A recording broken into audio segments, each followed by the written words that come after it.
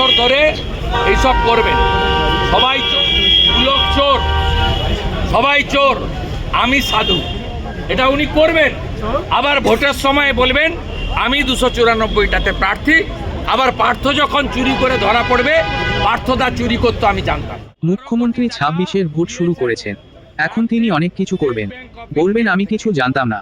এবার লক্ষ্মীর ভাণ্ডারের টাকা 3000 করলেও লাভ হবে না, ভোট হবে অস্তিত্ব রক্ষার ইস্যুতে, বললেন রাজ্য বিধানসভার বিরোধী দলের নেতা শুভেন্দু অধিকারী। তিনি বলেন মুখ্যমন্ত্রী এখন ইমেজ বিল্ড আপ করছেন। মুখ্যমন্ত্রী 26-এর ভোট শুরু করেছেন, তাই তিনি এই ধরনের কাজকর্ম করে নিজের ইমেজ বিল্ড আপ করছেন। আপনি যাই করুন, 26-এর নির্বাচন হবে হিন্দুদের অস্তিত্ব রক্ষার নির্বাচন।